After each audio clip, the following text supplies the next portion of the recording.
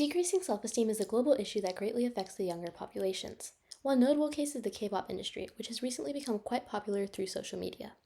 The artists or idols are presented as flawless individuals for fans to look up to, but many of them undergo cosmetic surgery. At first, this practice doesn't seem to affect mental health. However, considering forced plastic surgery and the self-esteem of fans viewing unrealistically beautiful people, like I peer, makes it a larger issue.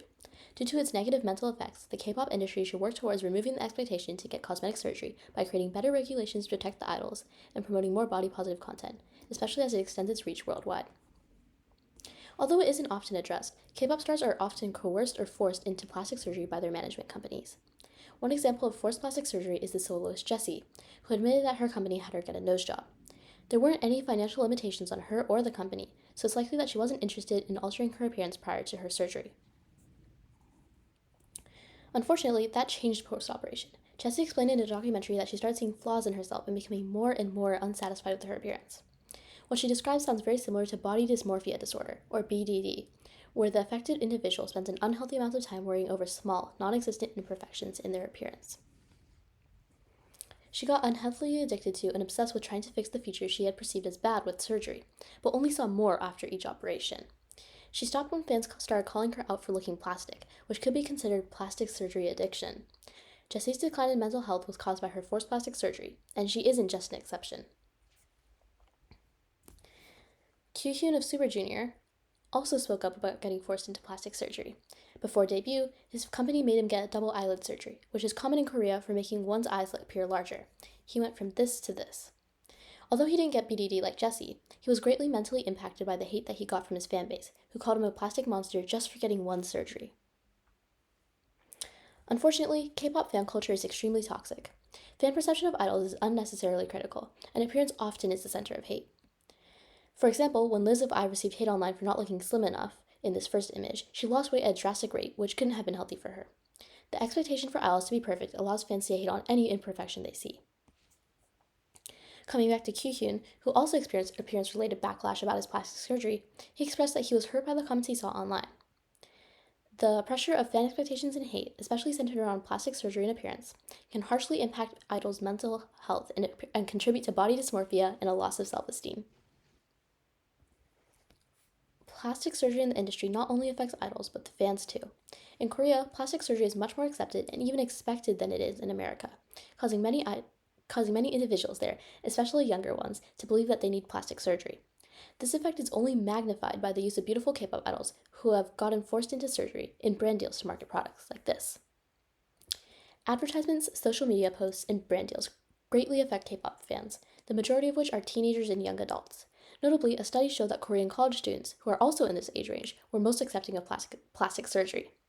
Therefore, the individuals affected by K-pop culture the most are also the ones willing to get plastic surgery, which is dangerous. With the release of movie K-pop Demon Hunters, constant social media posts, and increasing collaborations with Western artists, K-pop is entering the mainstream of America. Interestingly, that same study on college students showed that Americans are even more inclined towards idol worship than Koreans are, so we'll be even more mentally susceptible to the unrealistic appearances of idols.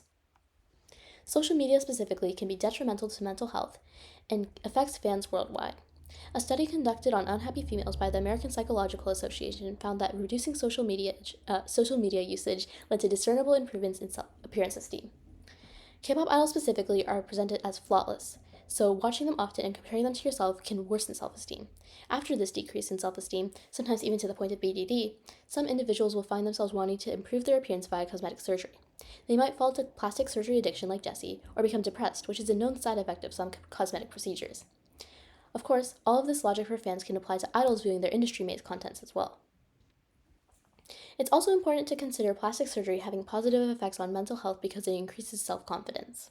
However, according to a NIM article, people with pre-existing mental disorders, which applies to fans with body dissatisfaction, which we're talking about here, often end up in a worse mental state post-procedure. Therefore, plastic surgery doesn't actually help improve self-esteem for many K-pop fans. To minimize the mental effects of plastic surgery on the K-pop industry and its followers, concrete steps must be taken to prevent forced procedures. There's only one law in Seoul protecting youth artists or idols, and it's very vague. A better law would be one that applied to the whole country that requires 4 terms to be agreed upon the signing of a talent to a management agency. The first term, the management agency is prohibited from pressuring the artist to undergo plastic surgery or other non-medically necessary body-invasive procedures. The second term would have a similar purpose and state that if the artist is interested in undergoing cosmetic surgery, they must consult a professional who is not affiliated to their entertainment company. The third term would focus on preventing slave contracts, where artists have severe contracts that limit their profit. It'd say that all agreements between the two parties must not connect cosmetic surgery to any finances. Because idle contracts often restrict speech on plastic surgery, the fourth term would state that all contracts between talent and company cannot restrict speech on appearance and medical-based topics. Another option to consider is the fans directly appealing to the management companies to stop promoting unrealistic content. However, such methods are often ineffective. After Seunghan of Rise was removed from the group for unfair reasons, fans boycotted Rise and its management company, SM Entertainment, and sent these protest trucks to the company, but it failed to inspire any change even after a year. Because boycotts and more direct methods are often ineffective against management agencies, in order to see more body-positive content surfacing in the industry's social media, indirect methods such as reducing the expectation to get plastic surgery are necessary, even though they are slower to take effect and will push a more gradual change in societal standards and improving the mental health of fans. Strong laws are necessary to protect K-pop idols from being influenced into plastic surgery and will cause a gradual shift towards realistic beauty standards. More generally, all over the world, people see unnaturally attractive people and lose self-esteem. Although self-esteem issues are impossible to eliminate, viewers can protect themselves by remembering what they see often isn't real.